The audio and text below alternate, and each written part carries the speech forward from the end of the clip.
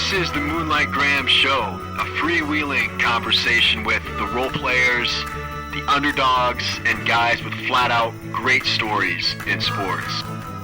Hello and welcome back to the Moonlight Graham Show. Our Moonlighter for today is one of my favorite underdog stories we've ever had to come out of Iowa. He is the NBA Coach of the Year in 2020. You know him. His name is Nick Nurse. Nick Nurse, of course, grew up in Carroll, Iowa, where he was a four-sport star for the Carroll Kuemper Knights. After high school, Nick went on to play basketball at the University of Northern Iowa for 4 years. He stayed on one more year to be a student assistant, starting his coaching career at Iowan. But that was just the beginning of a long and winding coaching journey. Listen to all the teams that Nick Nurse has coached for. He was actually a player coach for the Derby Rams over in England from 90 to 91. He came back to Iowa to coach Grandview from 91 to 93. He was an assistant at South Dakota from 93 to 95 before getting back into the professional basketball ranks over in the British Basketball League,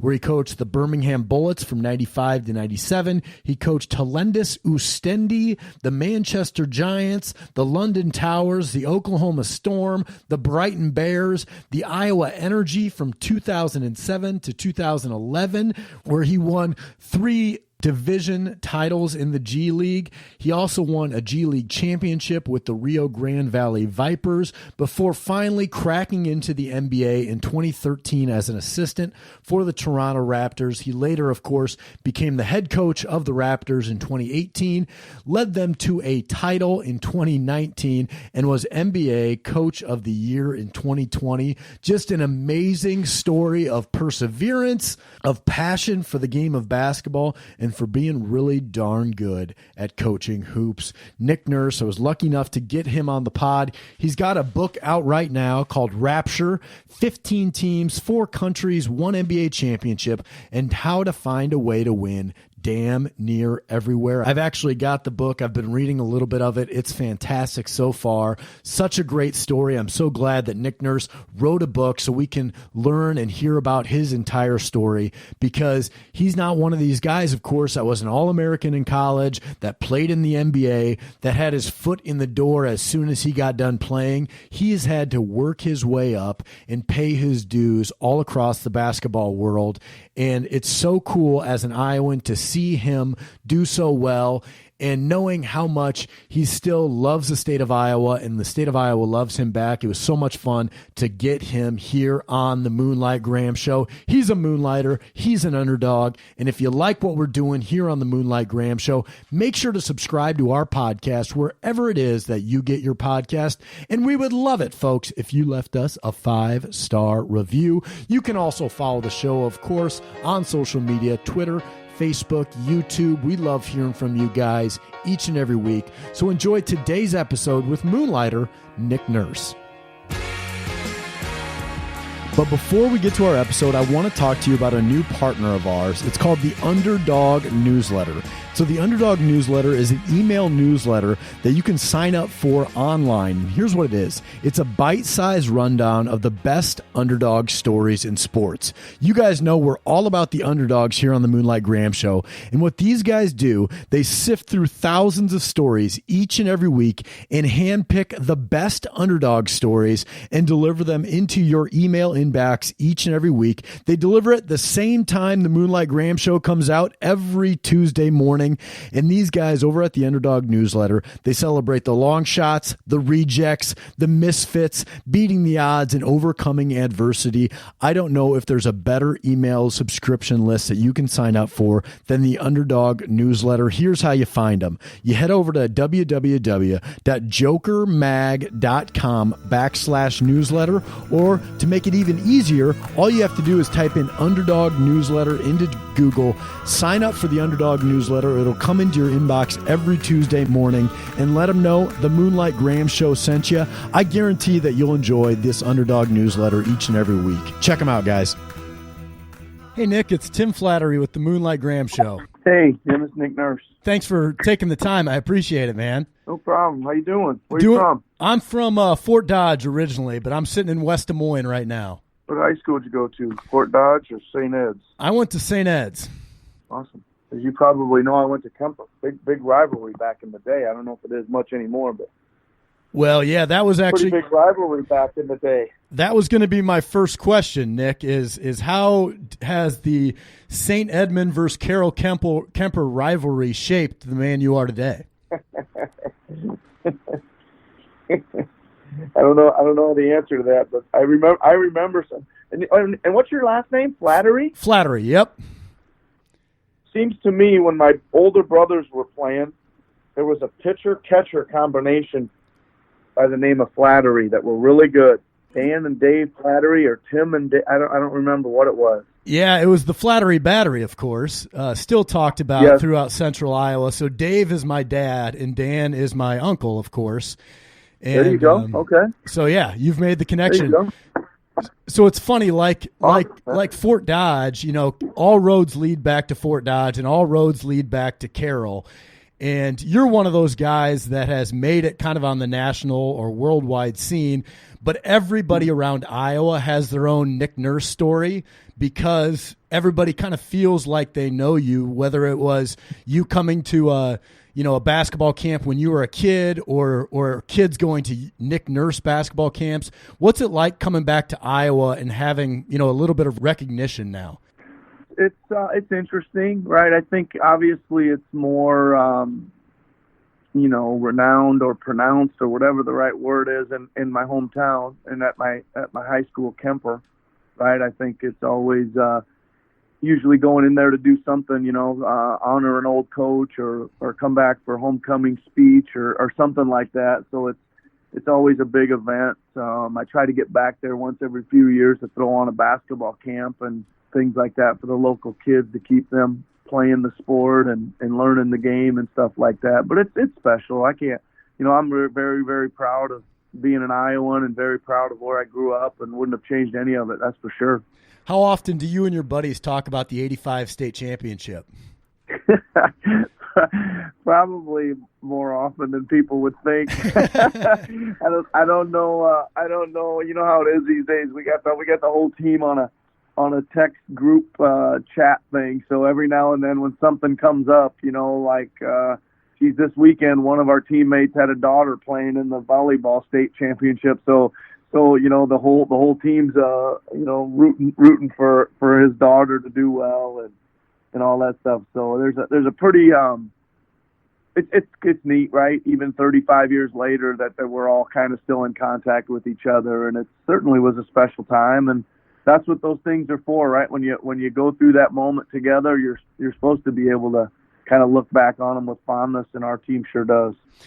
Yeah, I was looking back. I didn't realize Kuemper was in the big class in 1985, and you guys rolled through that state tournament. Well, I wouldn't say that, but we were in the big class. I can remember what seemed a little shaky the first game getting off the start. We were really nervous, and we finally calmed down, and then we got past Fort Dodge Public. As you know, they were great, man. They were a great team. They'd beaten us earlier in the year. One of our 2 losses was to them on our home court in Kuemper, so that was a big win to get by them. And then Waterloo West actually jumped out on us pretty good to start the game. I think by about 8 or 9, and we had to kind of reel them in slowly, and we did that throughout the second half, and then got away from them at the end. Yeah, I was looking at those stats today, and actually that was like a Fort Dodge team, I think, with Thomas Clark, and they had big Jimmy Crooks down in the middle. And then Waterloo West, of course, had Chris Gaines and Anthony Thomas. There was some real talent in that 85 state tournament. Yeah, incredible. Mike Murphy, Fort Dodge, J.D. Crumley, Terry Woods was on that Waterloo West team, was a star at Iowa State. Chris Gaines became the all-time leading scorer at the University of Hawaii. You mentioned Anthony Thomas was a great college player. I think in our state championship game, so there's myself and Brian David went to Arizona. Frank Moloch ended up going to the University of Missouri, Kansas City. So I think there was 6 or 7 Division I players in that game, which that's quite a few. Yeah, and famously, of course, you weren't heavily recruited coming out of Carroll Kuemper, and you were all set up to go play baseball at UNI before you ended up getting an offer from Joe Barry to join the basketball team. During your 4 years at UNI, did you ever think about giving baseball a try as well? Oh, for sure. Yeah, I was I was going to go there and kind of try my hand at maybe a couple, maybe even three. I was maybe even going to try football too. But then Jim Barry, the head coach, gave me a scholarship just about a month before school started. He had somebody transfer out. And then I figured I better earn my scholarship and concentrate on basketball. And it wasn't easy. I was taking a big step up athletically. And I guess that's what did. But looking back, for sure, I mean, I'm a big, I played 4 sports in high school. I would have loved to play in about 6 or 7, to be honest with you. If I could have played golf and tennis and some things at the same time as track, I would have. I really advocate kids playing as many sports as they can. And looking back, I would have loved to play some baseball at UNI, for sure. What do you do to compete now? Obviously, you're coaching, but do you have any games on the side that, like, are you playing racquetball or pickleball or something like that with the other assistant coaches? Nope.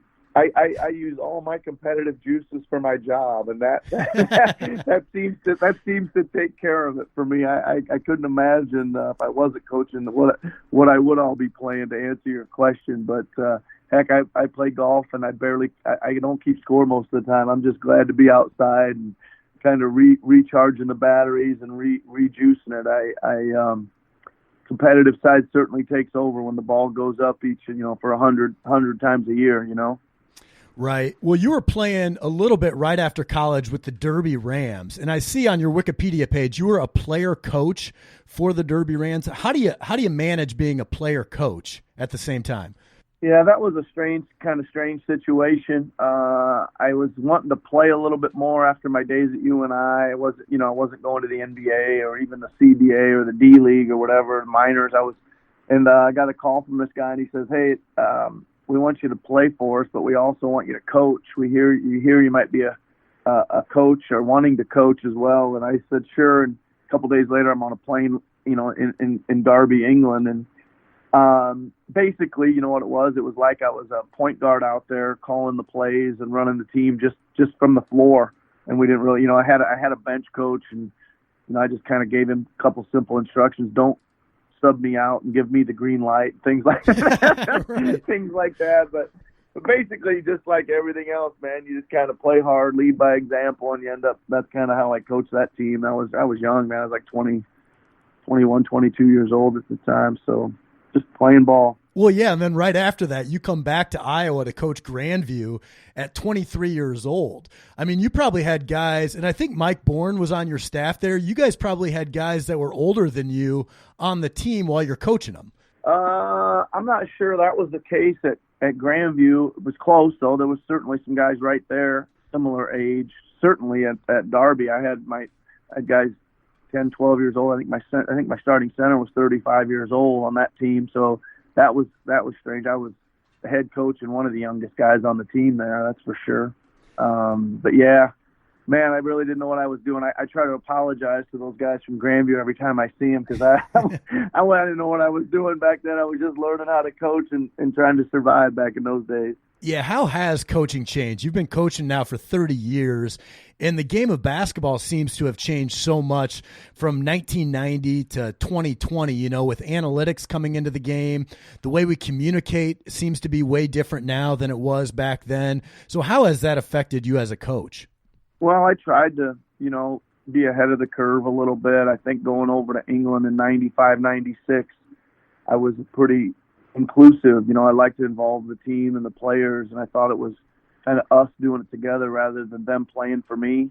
I was kind of trying to do it, with a democratic philosophy and a we mentality. So that went over really well. It was more enjoyable. It was fun to include them. They took a lot of ownership in the team. When I was at Derby, you mentioned Derby earlier, we were just super undersized. Like, we had almost 4 starting guards, so we had to bomb threes. We were bombing threes back in the early 90s before it was in fashion, because it was like our only chance to kind of survive in the game. So, maybe ahead of our time, maybe accidentally ahead of our time, but it certainly helped me. There was a lot of good learning experiences from that stuff. Is there a drill that you guys were doing back in 1990 in Derby that you're still doing in Toronto today? Oh, for sure. For sure. I would say not even that. I'd even go back to 84, 85. I got a couple of drills from my high school coach Wayne Chanley that I still use with the Toronto Raptors every training camp. So yeah, some of those things they're they're as good as gold, man, and they don't wear out and they don't go out of fashion. Were you surprised? You mentioned Wayne Chanley, and he was the guy that kind of announced that you won the NBA Coach of the Year, and that was a really cool moment on TNT. I think everybody in the basketball world at least watched that, and I know everybody back here in Iowa did. What was that moment like for you? That was awesome. I mean, first of all, it really surprised me. I really didn't put two and two together at all, so it really caught me off guard. Then when they flashed to Coach Chanley, they kind of cut me off. I was talking about Frank Moloch, I was talking about Brian David, my teammate, and I was getting ready to go on to some of the other teammates, and they said, and there's Coach Chanley in the picture on the right, and then all of a sudden Coach Chanley appears on the screen on TV, and that's kind of when it hit me that something was up, and I mean, it's awesome. I got a great relationship with Coach. He comes to training camp almost every year.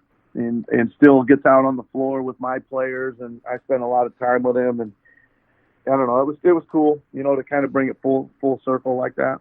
What is it about coaches and NBA guys coming out of Iowa all of a sudden? It seems like, yourself and Nate Borkran, and we've had Chad Buchanan and Mike Bourne and Nate Lenzer. There's some really solid Iowans that are working for the NBA right now. What do you think it is? Is it the work ethic? Is it that we just play a great brand of basketball here in Iowa? Or, what's been the recent trend of success?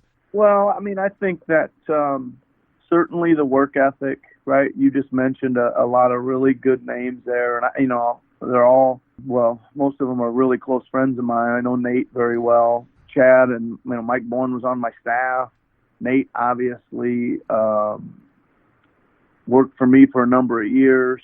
Chad Buchanan, and Mike Bourne worked together for a number of years. So there's some close relationships there. Work ethic for sure. Man, I just think a tremendous love of the game.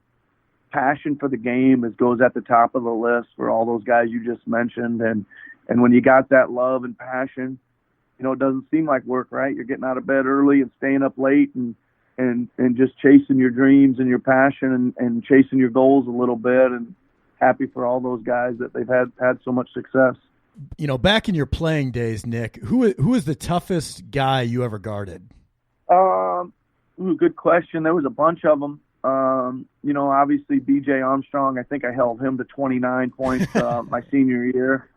He was pretty good. Hornacek was tough. I was a freshman playing at Hilton, and I actually started the second half. It was about 5 games into my college career, and I wasn't near good enough to be on the floor at Hilton at that point. And I was guarding Hornacek. That was tough. There were some other guys, Winston Garland, Rod Strickland, some guys people maybe will remember, some of those guys, but maybe not. Mouse McFadden was another great player at Cleveland State, but probably BJ and Hornacek people would remember the most. Oh, for sure. Yeah, I remember Rod Strickland real well. That guy could score.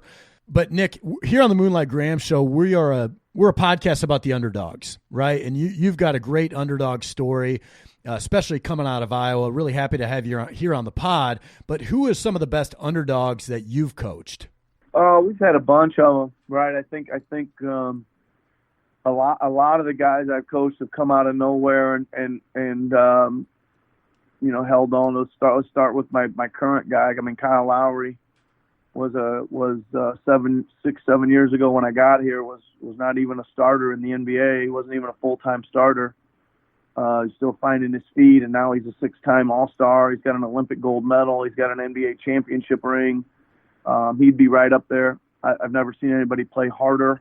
As far as some other guys, Curtis Stinson. Oh yeah. Curtis came to me with about 7 or 8 games to go in my first year at the Iowa Energy, and man, there was something special I saw in him, and I just kind of said to him, I said, you ought to come back here next year, and I'm gonna give you the ball and let you run the team. And he did show up, and he ended up starting something like 165 straight games for us at the Iowa Energy, and we were in first place for all 165 of those games, and the team changed around him a lot, and he just kept running the show, and all he did was win, just win. And I think Curtis is another great example coming out of New York City, and and fighting his way to be a great player at Iowa State. And now I know his son's a real good player. He's coaching him, so be more to come from the Stinson family. But there's a couple great names for you there.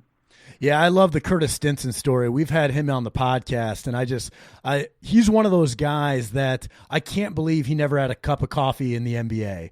And it's just kind of a shame that he never got a real crack at it in the NBA, because he was such a great player for Iowa State and for the Iowa Energy. I think he's still the only guy that has his jersey number retired for the Energy.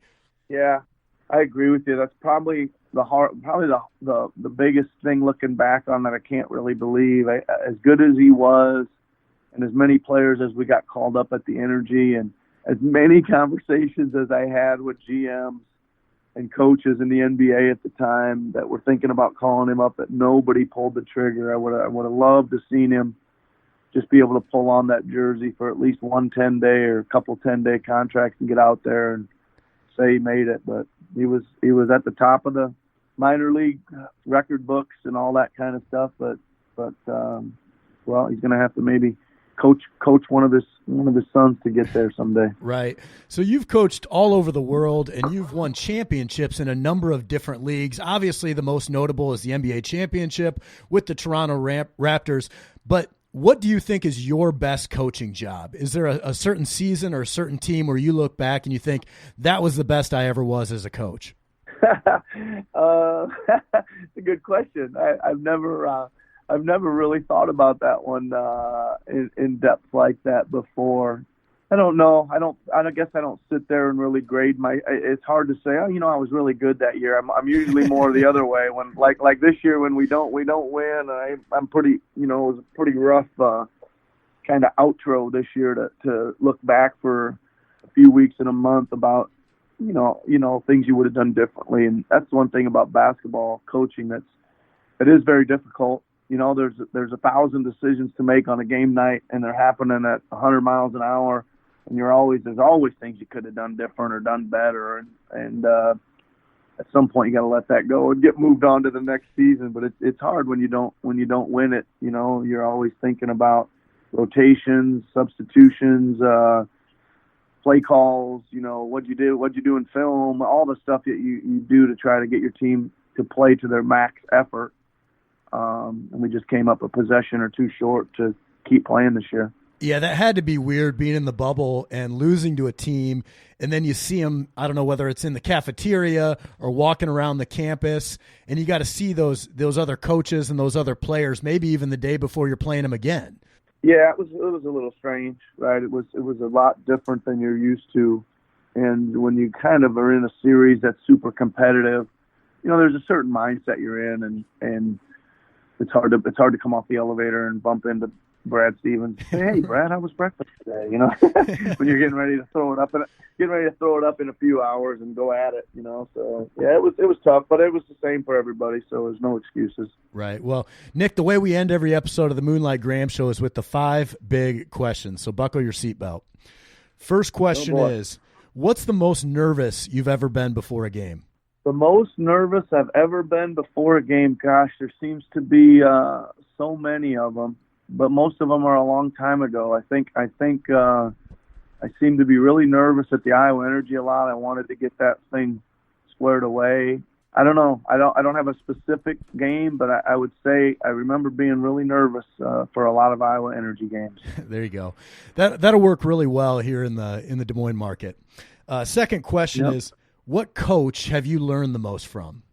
Probably Phil Jackson, even though I know him now. I've met him since I got the job here, but I was studying the Bulls in the 90s pretty much all day long, watching game film, reading things, etc. And so I ended up watching a lot of Bulls games, like each one like 20 times or so, and learned a lot from substitutions, rotations, end-of-game plays, triangle offense, defensive pressure, all that stuff by just studying him myself. He wasn't really my mentor. Coach Chanley, Coach Miller, Eldon Miller at UNI, obviously a lot too. Daryl Mudra, the football coach at Northern Iowa, was another guy I learned a lot from. What player have you coached that you've learned the most from, even though you're the one coaching him? Probably Kyle Lowry again. He's about as as high a IQ guy on and off the floor that I've been around. Again, he's got a really good total package, right? Like his competitiveness, his intelligence, his preparation.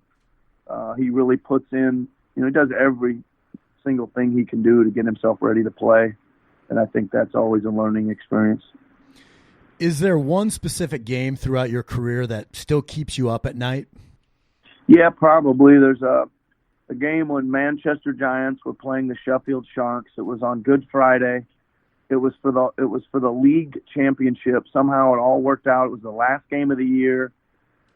36 games in, and we were tied, and whoever won that game won the league, and that was the most important thing in England, because that's the way they do it in like the Premiership in football.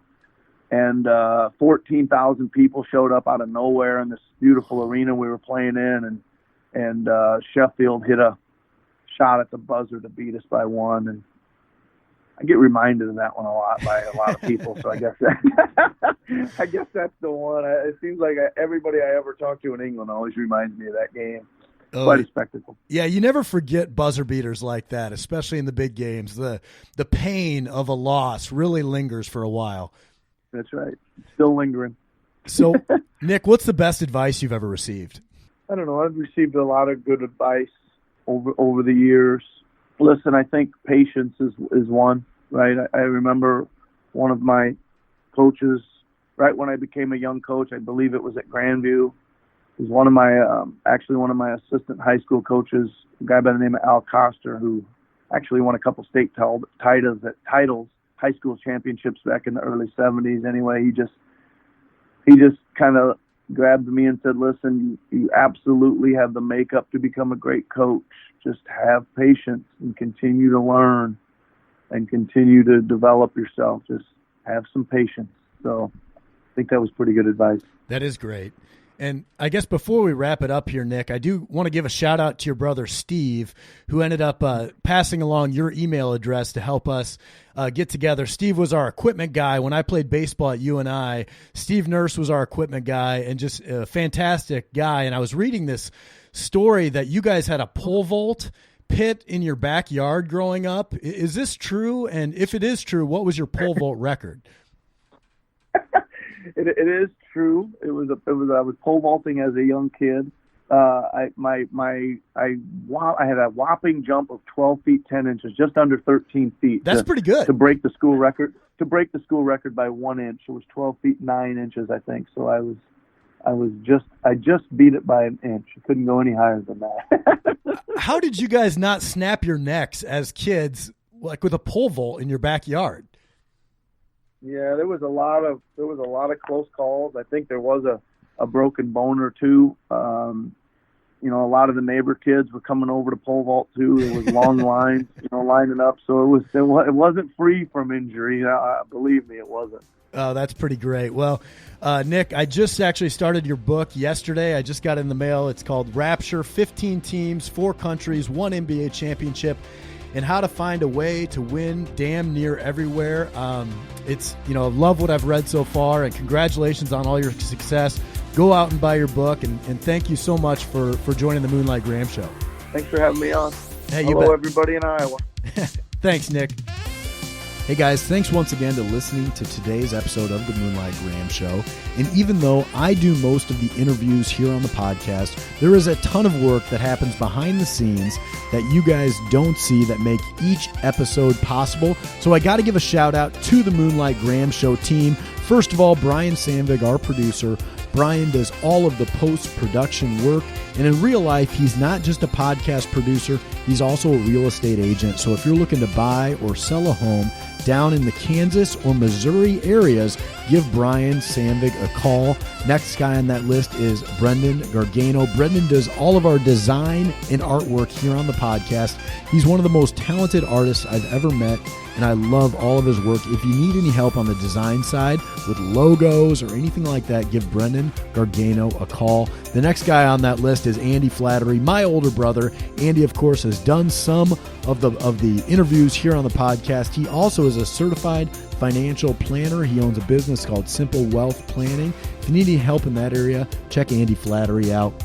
And then, of course, the trusty co-host Tom Griffin and my younger brother Neil Flattery. Those guys are just busy being husbands, being fathers, they're family men, but also they do a ton of work here on the show. So thanks again for listening. We really appreciate you guys subscribing and supporting the Moonlight Graham Show.